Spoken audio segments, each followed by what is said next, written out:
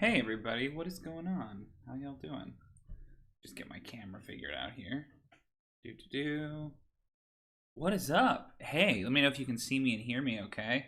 Welcome. It's Thursday. God, it feels like we haven't done one of these in like a month. How y'all doing? It's the Monster Workshop stream. Thanks for coming, everybody. Let me just unpin this.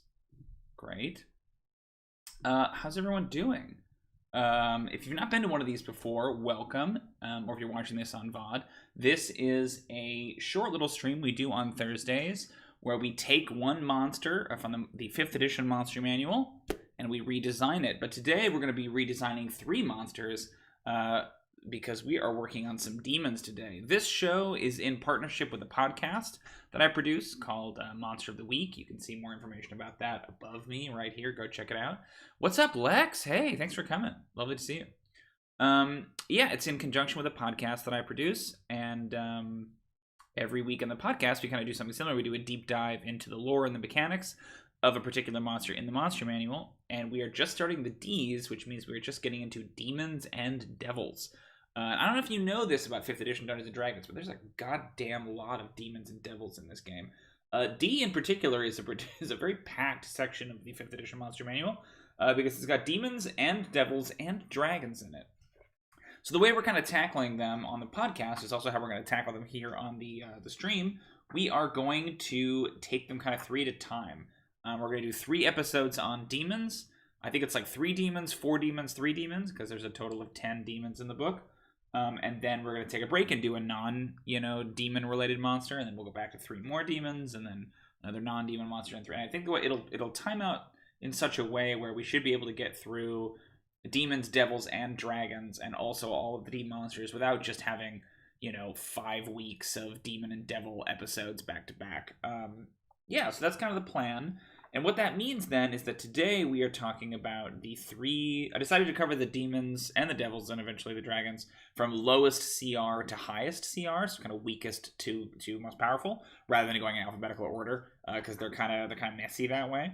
So today we are talking about the dretch, the mains, and the quasit. We're also going to talk about demons in general in kind of a broad sense.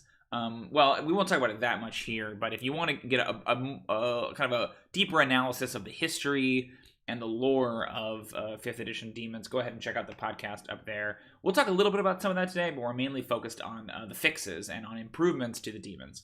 It's actually really funny. The kind of big thing that's happened in the D&D world and the discourse in the past week has been the announcement of the MCDM Flee Mortals monster book, which is funny because the video that Matt posted about that is like, I'm like in lockstep with him about a lot of his opinions on how 5th edition monsters are designed. I think he's kind of a 4th edition apologist like me, and I think that that's kind of one of the big inspirations for the podcast and for the stream is that I feel like the 5th edition monsters are boring, and a lot of the stuff he talks about really resonates with me. So it's a good time to be in the industry and be talking about 5th edition's monster problem. I don't think that I think the framework is great, and I think there's lots of ways to improve those monsters inside the existing framework. I just think that they were playing it a little bit safe when they were designing the 5th edition monster manual, and I think nowhere is that more evident than in our demons. So we're going to go through 3 problems. Well, kind of 5 problems, if I'm honest, with the sort of 3 lesser demons, and then we will talk about ways we could potentially improve those things. So the first one is actually more of a beef with demons as a concept. So if you're not super aware, demons and devils are both fiends from the lower planes. The main distinction between them, they're both evil, but the main distinction between them is that demons are chaotic evil and devils are usually portrayed as lawful evil. This is one of the rare instances, along with like aberrations and some types of undead, where I think you can get away with just like a demonstrably evil monster that doesn't need a lot more fleshing out than that. I think an evil demon is exactly what you would expect, right? Like I don't think you have to have a lot of sort of like allowance for sentience with a demon. Even though they are sentient, they are basically evil incarnate in a setting, in a world where like overt extraplanar evil is real and it's tangible, and you can look at it and be like, that thing's evil, right?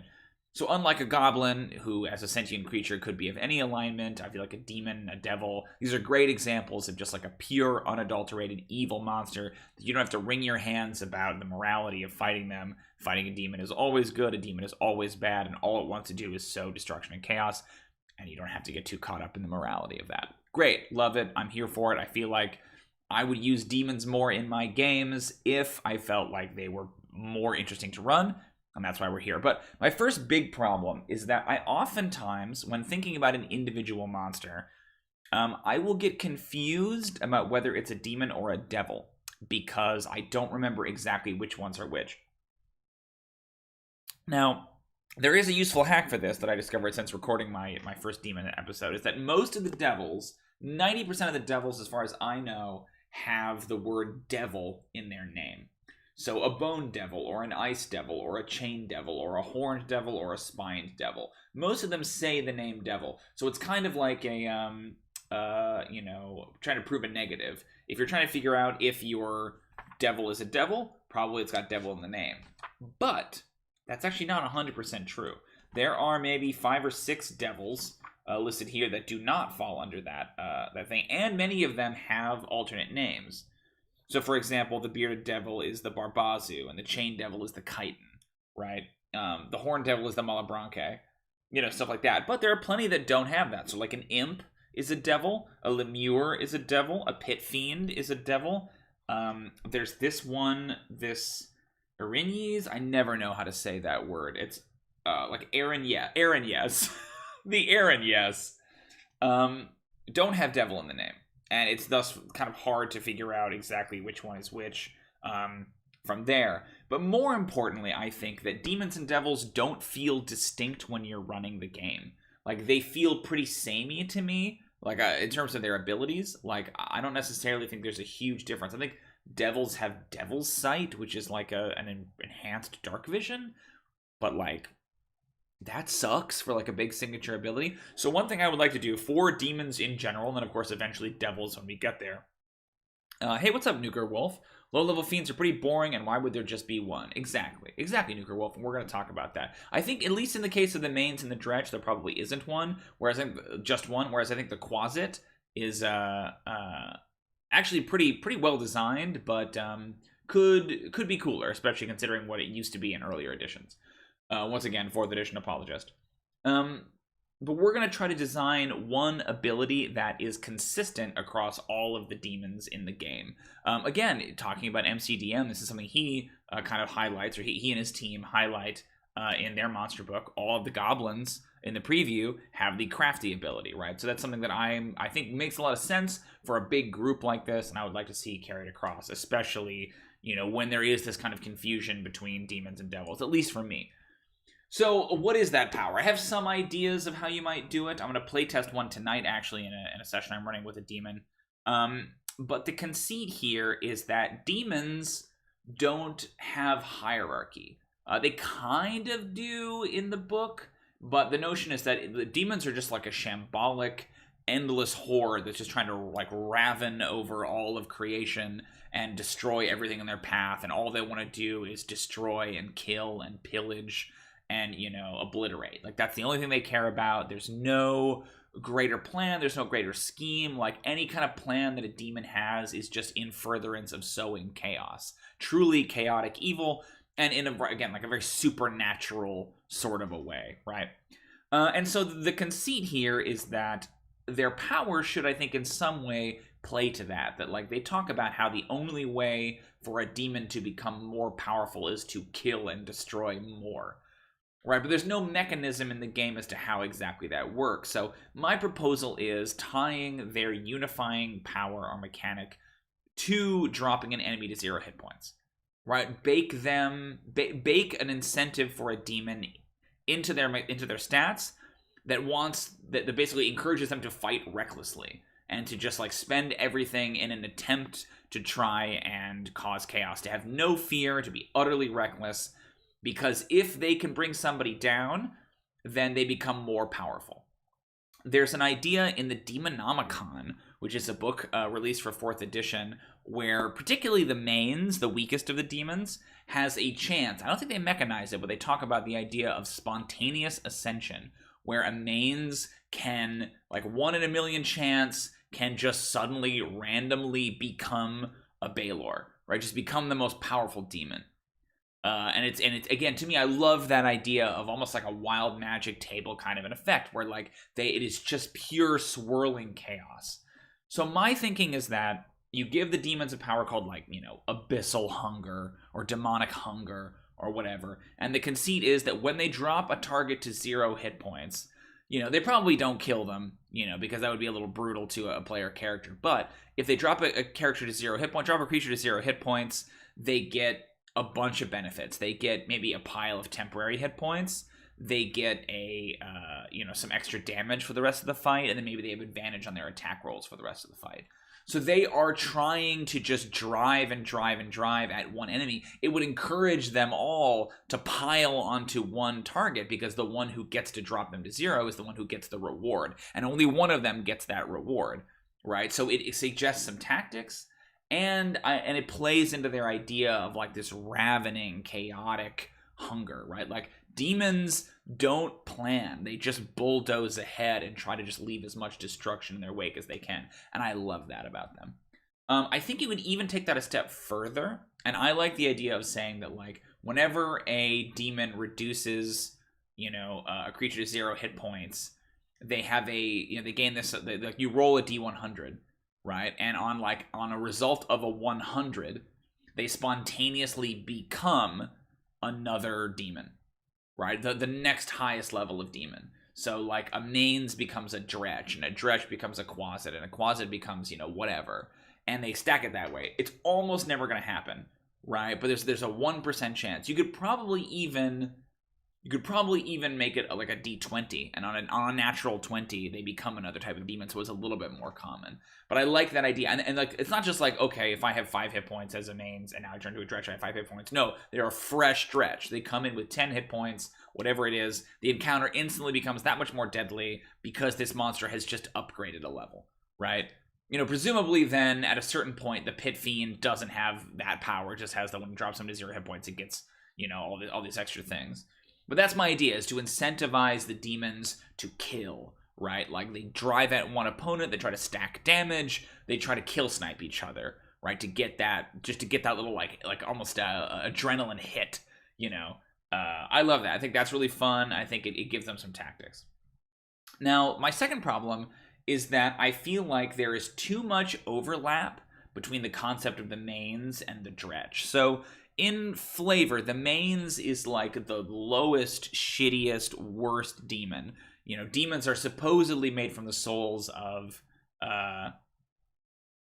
the type of demons is presented in the MM. I'm not sure what you mean by that, Lex.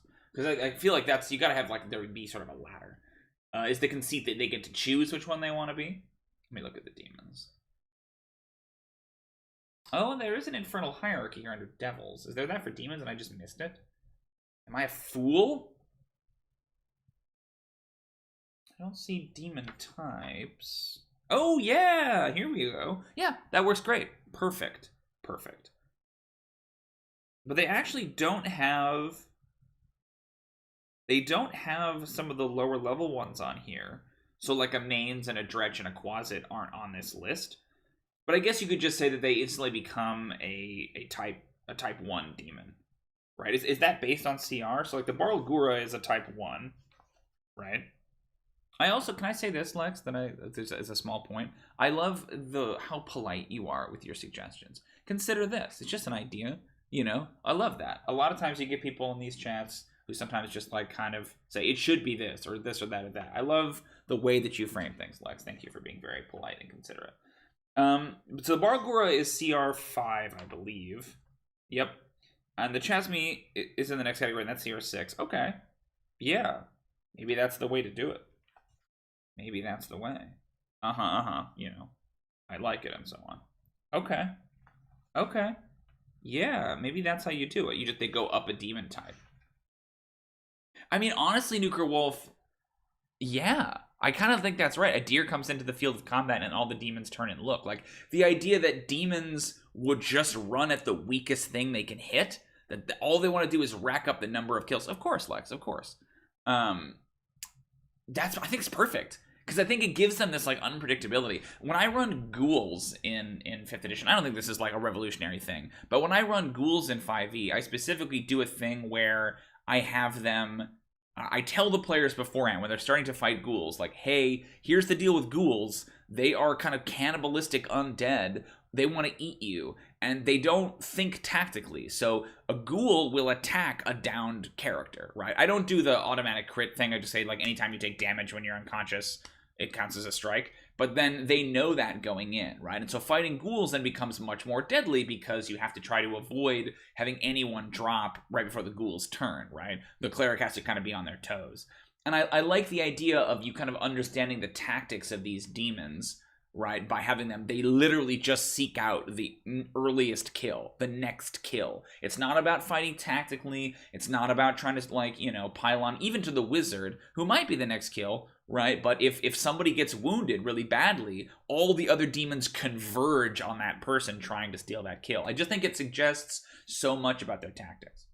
Anyway, so I was saying that the second problem is that I feel like there's too much overlap between the mains and the dretch. The mains are kind of like the wretched bottom feeder, you know, like gutter trash of the abyss. And the dretch is like also the wretched bottom feeding gutter trash of the abyss. Like, there isn't enough, like, narrative distinction between them, I don't think. So if we want to establish that the dretch, which are kind of these, like, green, like, hooting kind of quadrupeds, almost like demon ape creatures, are the sort of, like, rank and file cannon fodder, right? They describe mains, the demon below that, as basically being like, yeah, Nukerwolf says they smell blood in the water, exactly. The mains, the one below that, as being the, like, they're not even really demons, they're just kind of like demonic essence, like, more powerful demons, like, rip them up for fun and eat them and stuff, right? They're just kind of, like, random. They're just sort of like the detritus of the abyss. Which, okay, but mechanically then in combat they're not that distinct. So I would say maybe you make an ecological distinction between the mains and our third demon, the quasit. It's a little weird, but hear me out. So if the mains is just like a wretched creature that, like, drifts through the abyss and doesn't have any kind of you know, desire or whatever, it barely has intelligence. What if a quasit is a mains once it's summoned to the material plane? So you would only encounter the mains, you know, in the lower planes, in the abyss. You would never see them on the material plane. Once a spellcaster summons a mains, they become a quasit. And now, all of a sudden, they have purpose, right? A mains is too dumb to even to try to kill other creatures. It doesn't even think about that. It's just kind of like drifting aimlessly through the abyss. Whereas once kind of crystallized into the form of a quasit, now suddenly it has goals, and it has desires and things like that. We'd have to redesign the quasit, but one of the things that I loved about the quasit in 4th edition is that, and they talk about this a little bit in the lore, but it's really not backed up in the mechanics. The idea of a quasit is that it is trying to tempt and kind of twist the actions of the person who summons it towards evil, right? They're often used as, like, wizard familiars, like imps, but they're kind of trying to slowly like corrupt the person, not like to sign away their soul in the way that a devil does, but just like to cause mischief.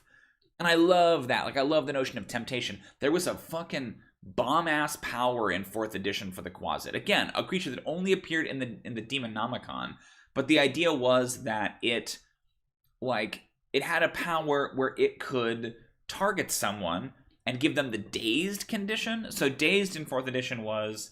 it's kind of like slowed in 5th edition. Dazed, you can take an action or a move, but not both, right? And so you're kind of like moving sort of at like half speed is the idea. You could attack somebody, but you can't move after them, or you can move to someone, but you can't attack them. A really, really fun mechanic because it made the PCs have to make a choice every turn as opposed to just like, you're stunned. They got rid of it for 5th. I don't know why. It's a great, great condition. I loved Dazed.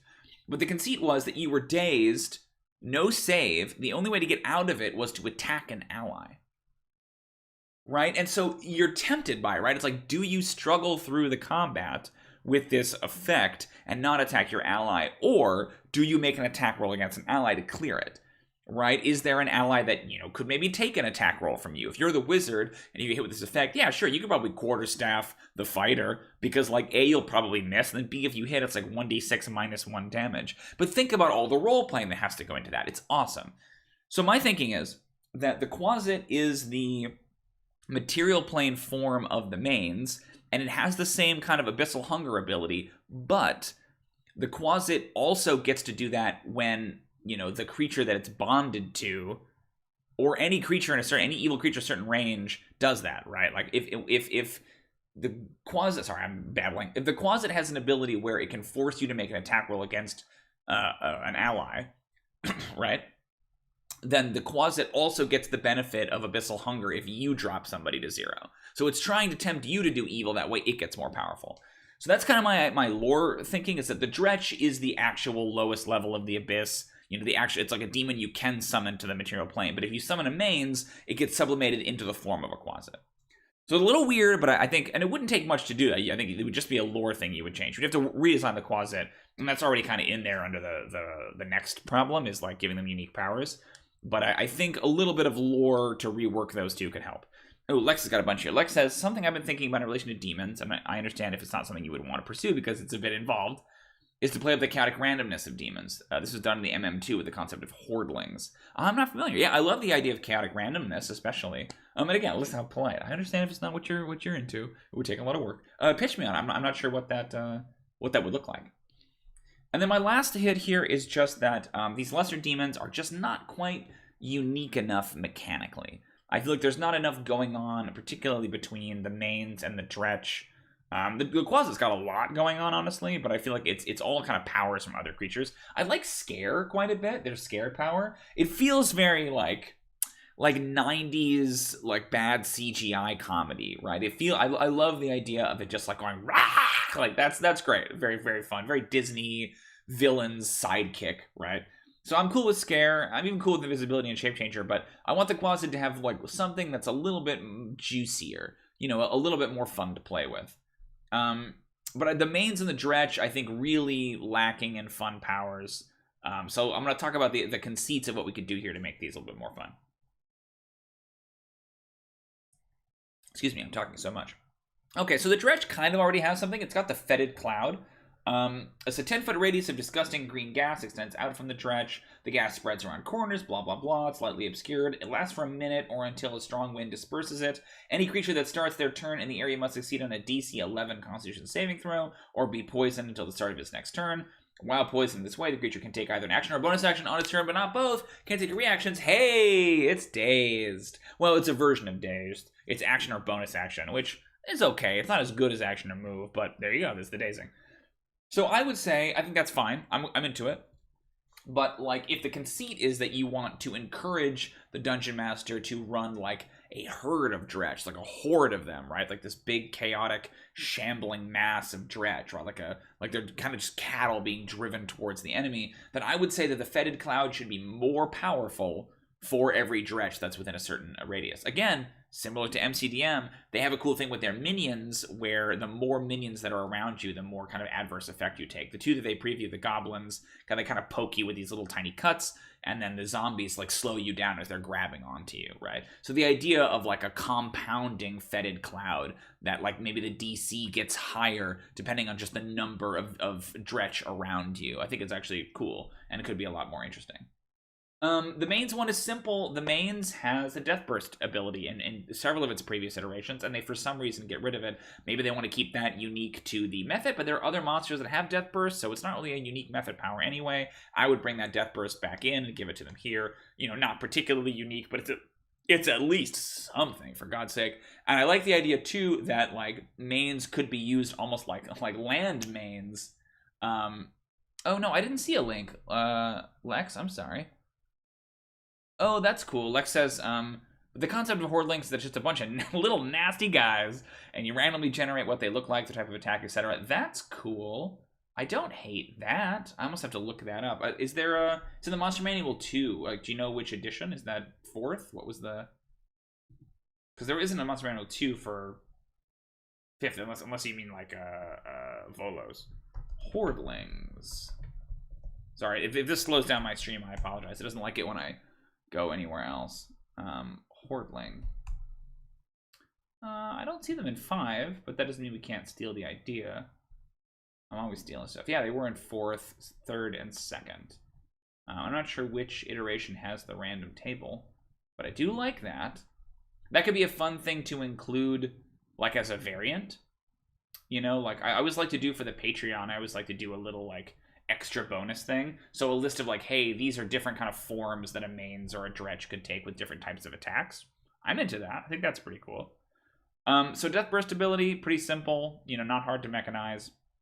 And then lastly, the quasit. So we talked about this a little bit. I love the idea of like a tempt power, right? Where a creature has to make a saving throw. And if they fail, they're dazed because they're, oh boy, it's firsty. Okay, well then there you go. I could go pull it out, actually. I think I've got it. I was imagining it was like a more compatible version.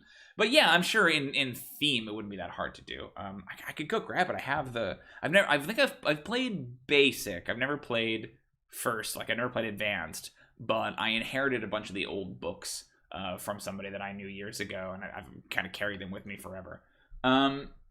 Yeah, okay. I think we can do something cool like that as an extra thing for Patreon. I'm into it. So for the quasit, we want to do attempt. I think it's like a wisdom save, and if you fail, then you're dazed until blah blah blah blah, right? I don't know whether we get rid of scare, whether it's in addition to scare. The quasit already has quite a few powers. I actually don't hate the idea that we lose the poison on the claw attack. Like, it just doesn't...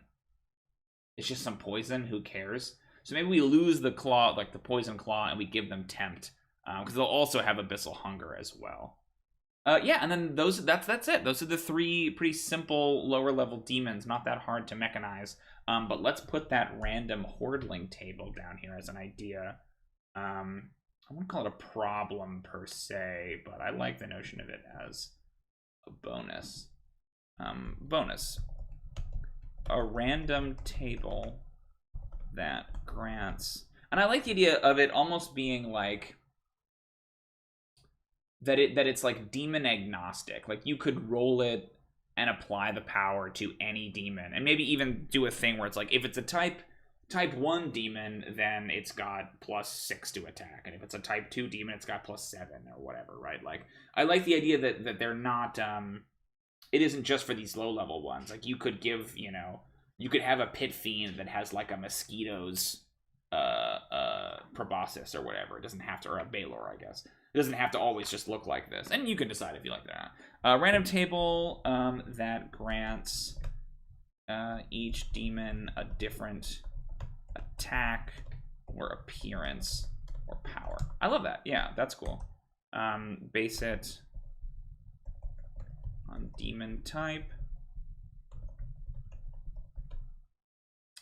What is that called? Is it like demon level? I don't know, whatever. You know, with flat bonuses, etc. Okay, cool. Awesome. So now what we're going to do is we're going to jump over to TetraCube, which is a website that I use to do these stat blocks, and we're going to see if we can design this abyssal hunger power, and if we can kind of bake these new powers into the mains, the dretch, and the quasit. So we have the mains here. Hopefully you should be able to see that. Pretty simple. So we got to put in the abyssal hunger, and we got to put in the dretch. So let's go abyssal, not the dretch, the death burst. Abyssal hunger. When the mains reduces a creature to 0 hit points, roll 1d20. On a 1 through 19, the mains gains, what would you like, 2d6 temporary hit points, advantage on all attack rolls for 1 minute, and their claw attack deals an extra 1d6 Fire damage? I think it's 1d6 slashing damage. That's fine. Slashing damage. On a 20, the mains instantly transforms into a, and we'll say what, type 1 demon. And I'll list like Barlgura, you know, whatever they are. That way you know what the types are. You don't have to go digging in the list. Into a type 1 demon. Yeah, type 1 demon. A Barlgura, a shadow demon, or a Vrock. Into a Barlgura, a shadow demon, or a Vrock. Okay. I kind of like it on a d20 because that's a little bit more likely to happen. And I think that is neat. Abyssal Hunger. Love it. So I get real nasty. Ooh, actually, you know what? Let's do this. Let's do an extra 1d4 slashing damage. Because then it's easier to roll, right? It's like if it's 2d4, it's just an additional, whatever yeah, that's what we'll do. Whatever the weapon die is, we'll just increase it by 1. Okay, cool. And then we're going to put in Death Burst. I think Death Burst might be a preset. This is a great website. I'm not paid by them to say that. I just think it's a good website. Oh, I was talking about this before. I like the idea of the mains being almost like land mains. And when one dies, it sets off, you know, a bunch of others. Ooh, should we maybe say that when the mains reduces a non-fiend to 0 hit points? Because like, why wouldn't they fight each other, right? I don't think it works if they kill each other. So let's go back and do Abyssal Hunger. Reduces a non-fiend creature. Which is a creature that isn't a fiend.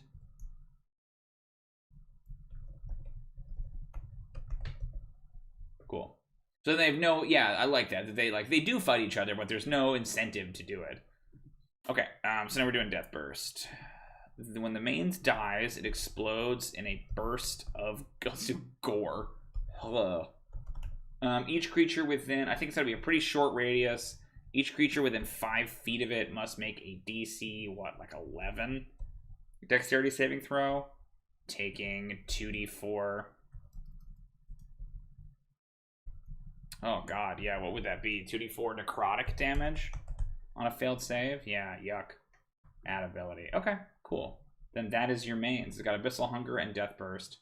Yeah, it's a little bit more interesting. I don't think it's, you know. Oh, hold on. Let's change this to a type 1 demon. Into a type 1 demon. Barlgura, Shadow Demon, or Vrock.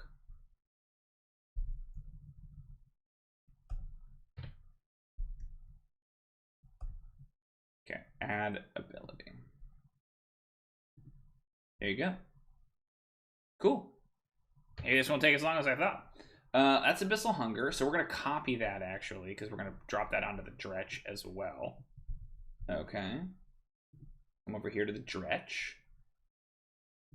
Ka-chow. When the dretch reduces a creature, 0 hit points. Abyssal Hunger. Add that ability. Love it. Weird that it has multi-attack under abilities, but okay. Shouldn't that be under actions? But alright. And then, yeah, that's strange. I don't know why it has that. Let's put multi-attack back in. Use preset. The dretch. How is it worded here? This is the most exciting part of every stream, where I'm just kind of vaguely muttering to myself. Makes 2 attacks. 1 with its bite. And 1 with its claws. Cool. That's an action. We scoot it up. Keep Fetid Cloud. I actually don't like that it's an action. I kind of think it should just be like a thing. So let's actually take it out of actions and put it in abilities. A 10-foot radius of disgusting green gas exudes from the dretch. The gas spreads around corners and its area is lightly obscured. It lasts for 1 minute. Nope. It lasts until a strong wind disperses it. disperses it, whereby it returns 1 minute later. Any creature that starts its turn in that area must succeed on a DC 11 Constitution saving throw, must succeed on a Constitution saving throw, or be poisoned until the start of its next turn. Here, let's do this. Let's do a DC 10 Constitution saving throw. While the DC for the Constitution save increases by 1. Constitution saving throw increases by 1 for every dretch within 10 feet of the creature. Within 10 feet of the target. While poisoned this way, the target can take either an action or a bonus action on its turn. Not both. The target is dazed. The target can take either an action,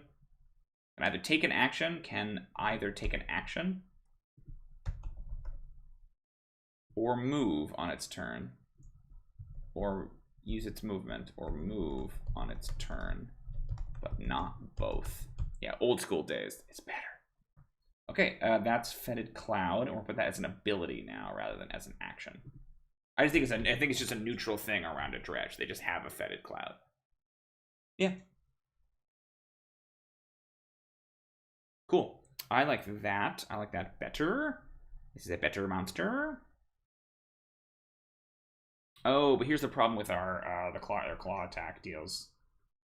They have multi-attack and different types of damage, right? Okay, so let's see. Their the advantage on attack was 1 minute. Their claw and their attacks deal an extra die, and their melee attacks deal an extra die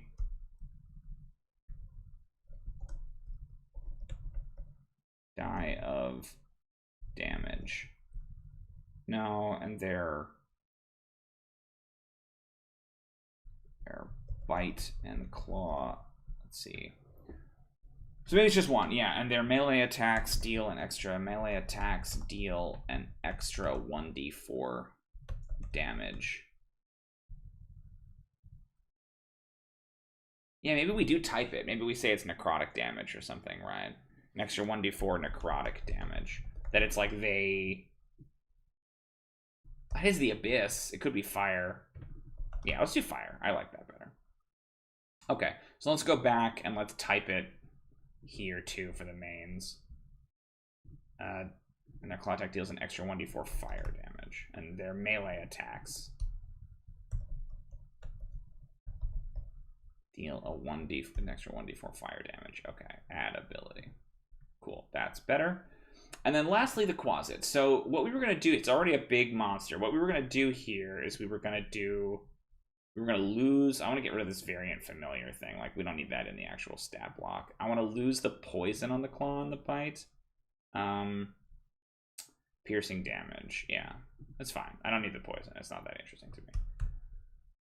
So many monsters have poison. It's all over the place. And now let's do tempt. Maybe this is on a recharge. 5/6. The quasit forces one creature. Oh, we gotta give it Abyssal Hunger first. Whoops. Okay, Abyssal Hunger. Again, who doesn't love watching me quietly mumble to myself while I input a bunch of information? This is high quality content here. Abyssal Hunger, when the quasit or a creature charmed by the quasit. This creature that isn't a fiend is 0 hit points, roll 1d20. Ooh, oops, we forgot to change this. I'll have to change this. And the quasit gains 2d6 number hit points, advantage on attack rolls, and their melee attacks deal an extra 1d4 fire damage on a d20. The quasit instantly transforms into type 1 demon. That's good, but now we got to go back to the dretch and fix that, because that was a typo. The dretch. The dretch instantly transforms. to type 1 demon. Okay. That ability. Lovely. Alright. Shape changer we keep. Magic resistance we keep. Claw we keep. Scare I think we keep. Invisibility we keep. And we do tempt. Tempt. Recharge 5/6. Recharge 5/6. One humanoid. The quasit can see. One humanoid within 30 feet that the quasit can see. Quasit can see. Must make a DC.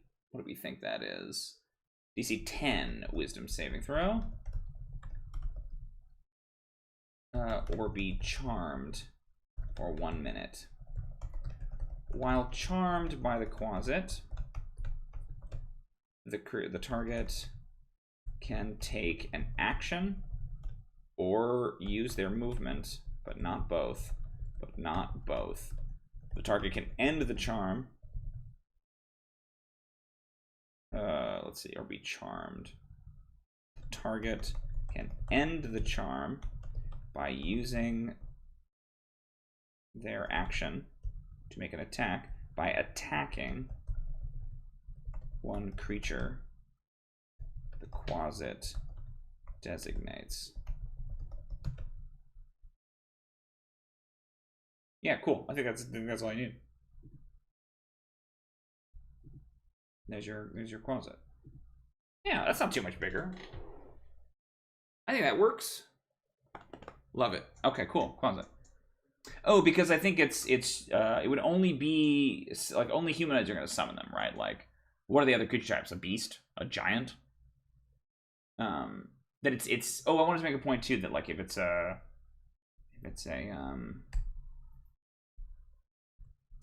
creature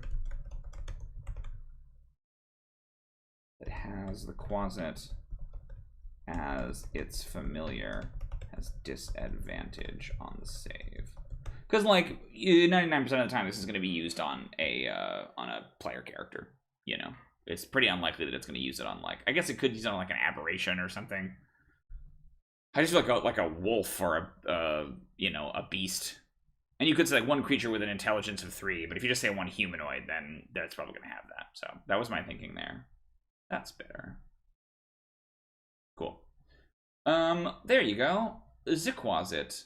Nice. That was easy. Okay, I'm going to get some more water. I'm also going to get the Monster Manual 2 from first edition so we can make that table. And then we're going to call it. This was a quick one. I thought this was going to take a lot longer. It's like, we got to talk about demons. There's a future episode where I think the next demon one we do has got like 4 demons in it. And it's like the Barlgora, the Chasmi, the Hezro, like some of those. That's going to take a while. I feel pretty confident, but okay. I'll be back in like 30 seconds.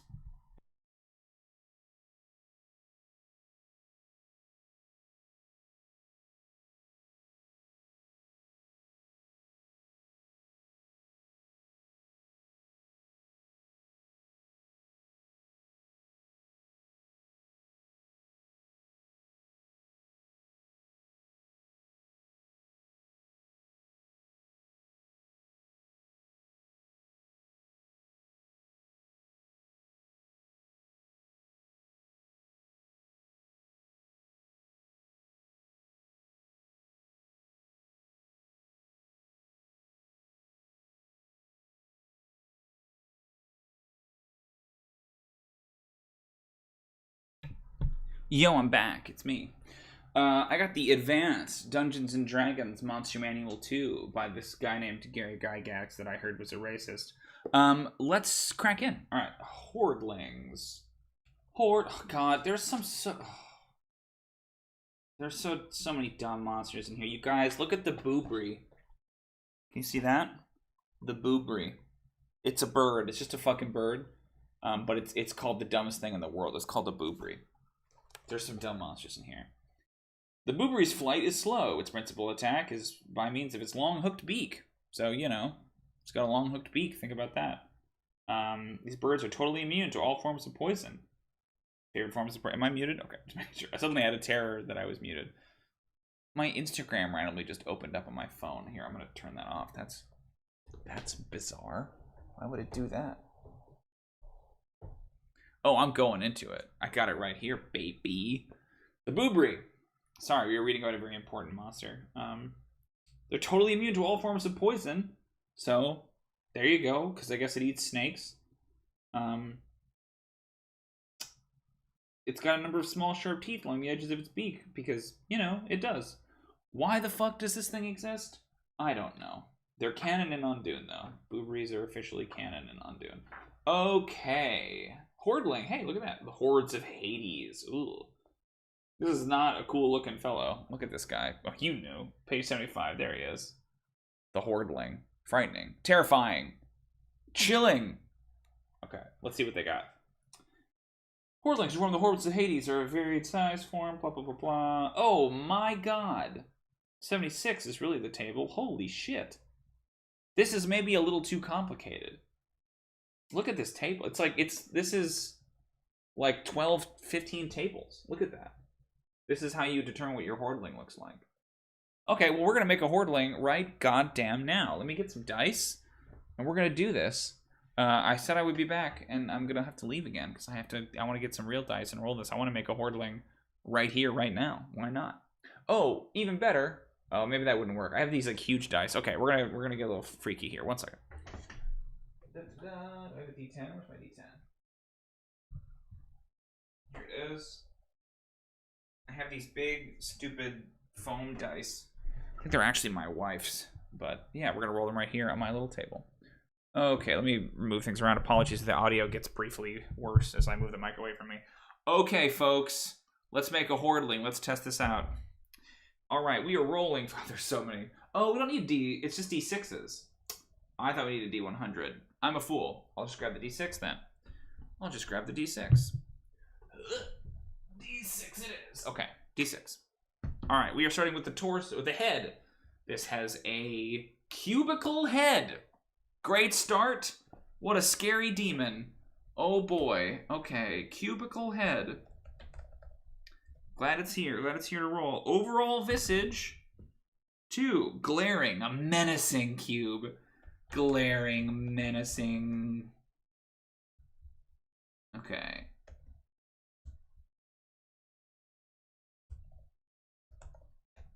Oh, I definitely think it's a great idea. Now I'm just obsessed with doing this because it's so silly and I love some of the older versions. We're not going to do it this dumb, but I want to make a Hordling. Okay, so a glaring. So imagine a cube with just like a glaring face on it. Its eye color is dull black. Dull black eyes. Kind of cool. It's spooky. I'm imagining faces on the different sides of the cube. You know.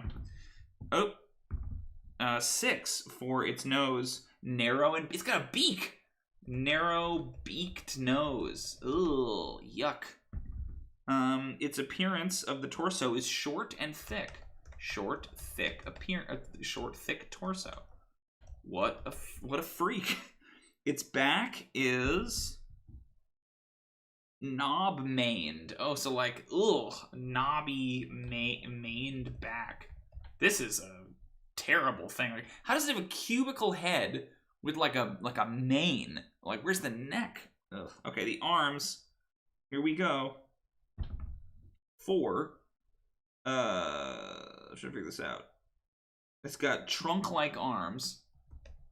Trunk-like arms. Incredible. Its hands' extremities are large and thick-fingered. Ew. Somehow I always roll like the weirdest ones.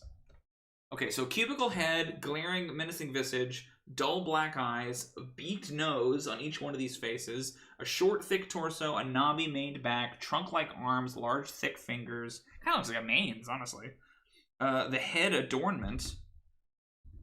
3. It's got frills? What? This is... What a stupid monster I've made. It's got no ears, so don't worry about ears, everybody. We got no ears on this thing. Its eyes are huge and protruding. Huge, protruding eyes. But they're dull black, don't forget. They're very strangely laid out here. Mouth. Come back here. Mouth is 1, which is out-thrust tusks. So it's got a beak, and then it's got tusks. Out-thrust tusks. Tusks.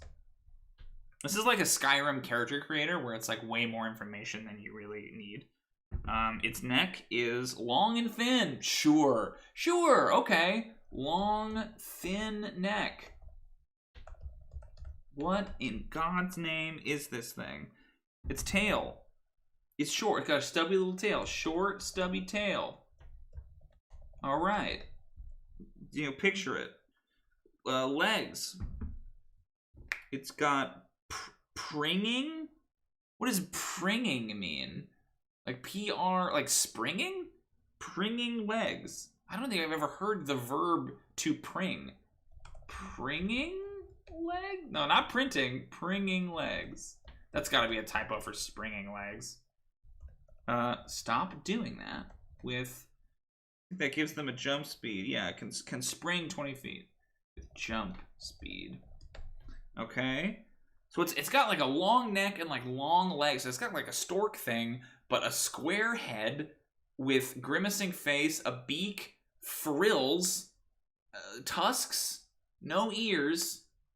What the? But then its body is like short and horrible. God, this is a nightmare. 2 feet extremities are full. It's a hoofed. Why not? Hoofed feet. I gotta be honest, not that scary. This is kind of a goofus. Its color is... Oh my God, come back here. Sorry, I dropped my D6. Here you are. Oh. This is what you meant, right, Lex? You wanted us to do this?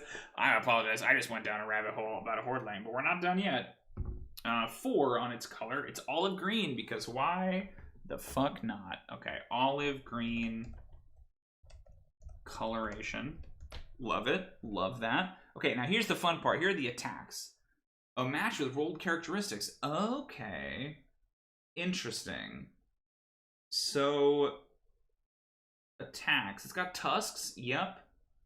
I'm confused here. Mouth large. Oh, sure. So it's got tusk attacks. Okay. Its hands don't seem to have large, thick-fingered. It's got slam attacks and tusk attacks. Okay, that actually kind of makes sense. Tusk attack, slam attack. This big fat. Does it have hoof attacks? It's got a hoof attack. Hoof attack. Truly. Okay, special attack table. Here we go. Special attack. You ready? 2. A gaze. Would that kind of make sense with the different faces? Gaze attack. Truly bizarre. Truly bizarre. Gaze attack. Rave enfeeblement.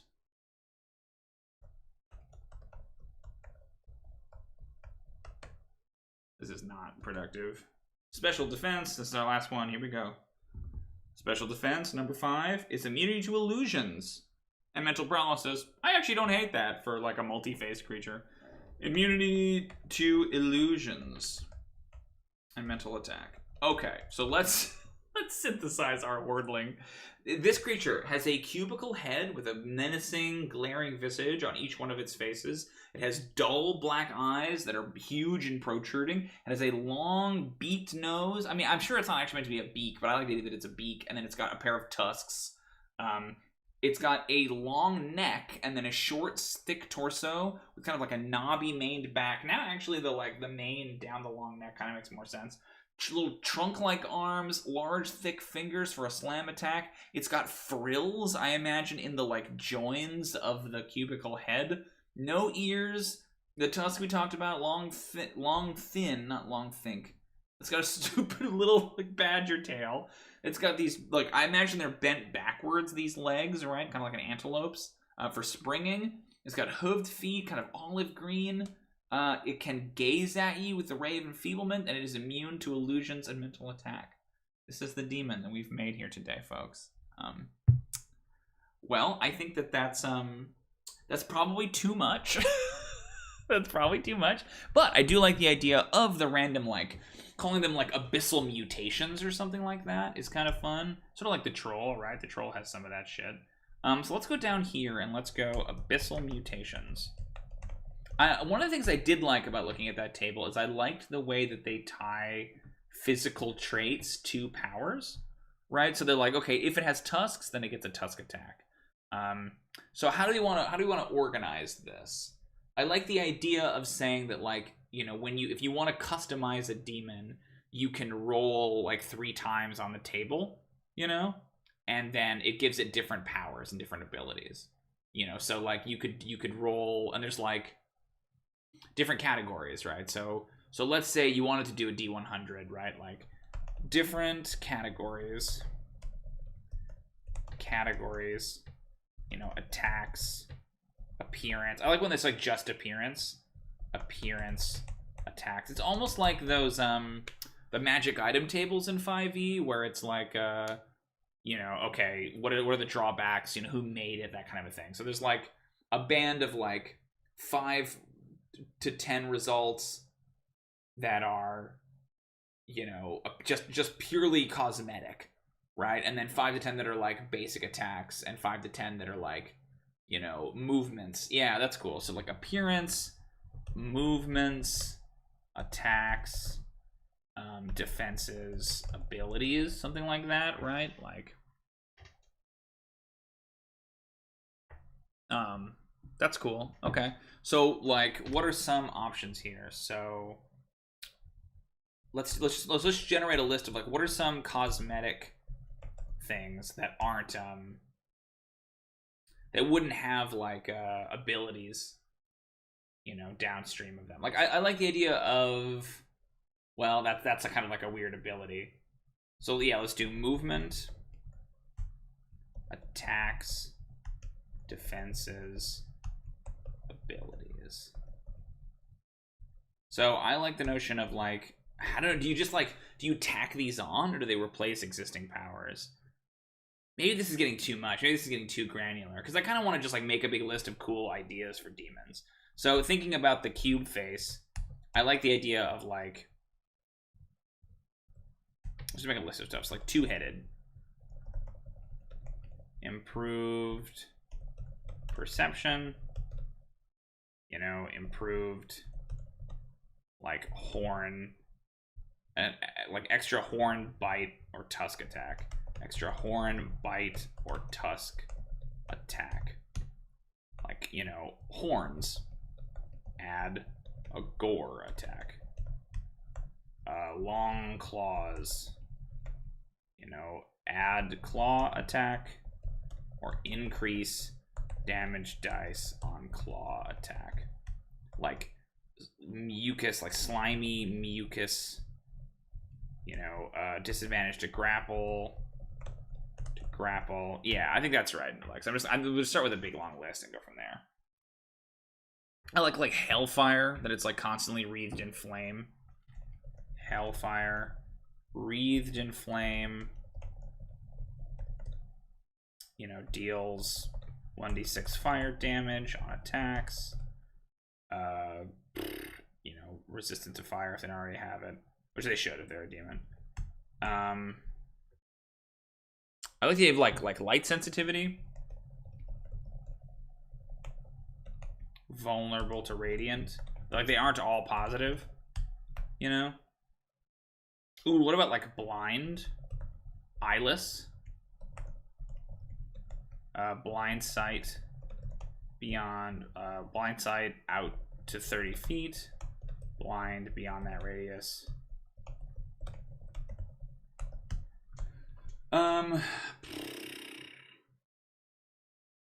Even just silly ones like giant ears.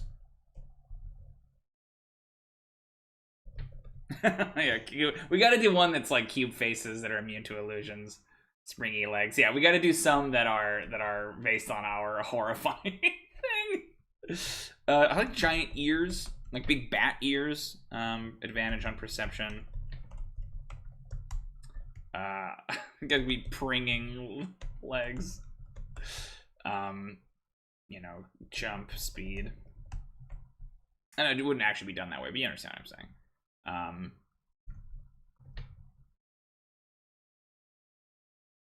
Yeah, 2-headed feels like, I mean, yeah, multiple faces, like can't be surprised, maybe. I mean, wings, you know. Well, I like to have wings and say that, like, fly speed, if they have a fly speed, it's doubled.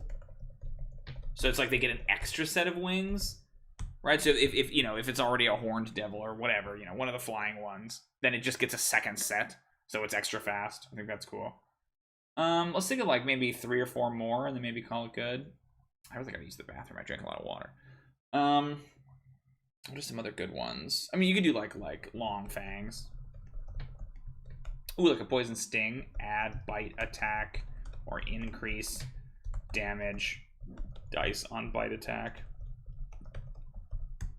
Poison sting.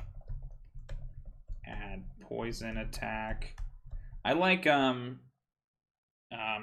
think these are like physical mutations, so they're not things. I was thinking about like other cool demonic powers, but I think not like poison sting, do like poison spit. Spews ichor a certain distance. Let's do 3 more. Like the hellfire one. Ooh, what about a teleporting power? I guess that's much more of a general power and less of. I want it to be like a physical trait, you know. Ooh, covered in eyes is kind of the same thing as multiple faces or huge ears, but I like something like that. Covered in mouths. Ooh, covered in spikes. Yeah, spikes. Grapples. Deal extra damage. Slam attacks. Deal extra damage. 2 more.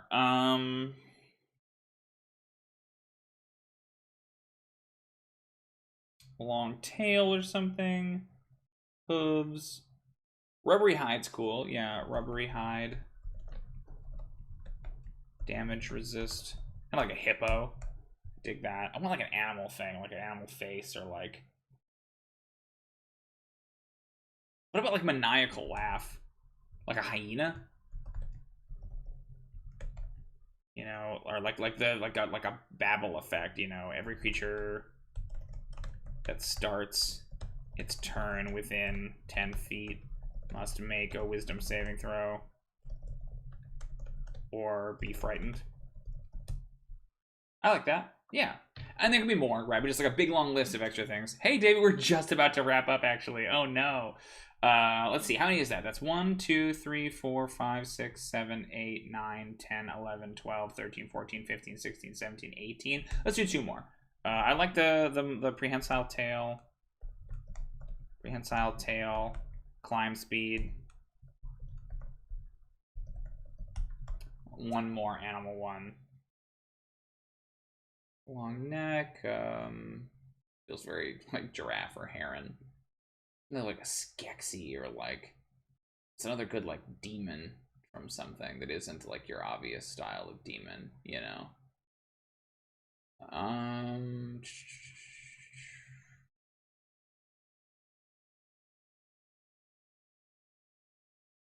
It's a physical mutation, right? It's not like a power that they have. I guess the maniacal laugh is kind of a power rather than a physical mutation.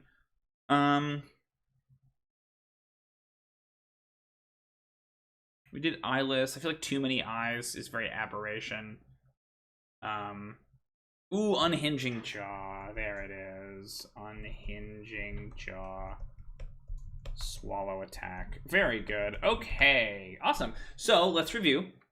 We have given a unifying mechanic to all of the demons. That's our abyssal hunger power that makes them more powerful when they drop someone to 0 hit points. We have come up with a little bit more lore that separates the mains and from the dretch by kind of tying the mains to the quasit. And then we came up with unique powers or enhanced the unique powers of the 3 monsters we were talking about today, the dretch, the mains, and the quasit. So the dretch now has a noxious cloud that stacks. The mains has a death burst ability, and the quasit has its old tempt ability from 4th edition. We also sort of did the workings of a table that I will flesh out for our patrons on our Patreon that gives random mutations to the demons. All thanks to Lex on that one. Good thinking, man. I think that's going to be cool. It's really going to make that pop a little bit more. We also designed some true nightmare fuel of a very goofy hordling. And I think that brings us to the end of today's stream. Only about an hour long, but thank you so much for coming, everybody. That concludes our demonic stream. If you missed it, sorry, David, there'll be lots more demon streams coming up. We've got 2 more demon streams, then we've got 3 devil streams after that. So we've got a lot more of them to cover. Although next week, I believe we'll be taking a break from demons, and we will be doing the Dark Mantle.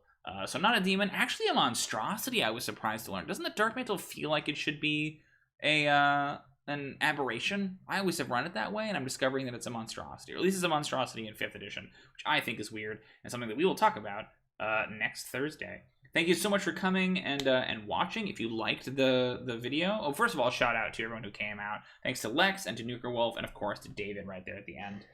If you liked the video, please give us a subscribe to the channel if you're not already subscribed, or a like on the video even would be huge. You can find me on Twitter. I'm at ProDMTimothy, where I tweet a lot about Dungeons and Dragons and monsters that I design. We've got a Patreon. We've got a Discord. We've got all kinds of stuff that you can check out. All the links for below. I really have to go to the bathroom because I drank like 2 glasses of water on this stream, and my bladder is feeling it. So I'm probably gonna jet. But thank you so much for coming out, everybody. We'll be back hopefully Tuesday with an adventure design stream or adventure prep stream, but we will see how that goes. But until then, thank you so much for coming. I will talk to you guys next time. I'm really excited to get these demons. If you are a patron, the demons will probably be a little bit late. I have kind of a busy weekend, so I probably won't get a chance to get them up for Monday, but they will hopefully be done sometime early next week. That's my hope. So fingers crossed on that. But until then, thank you so much for coming, and as always, happy adventuring. All right, I gotta turn on my OBS. Hold on, here we go.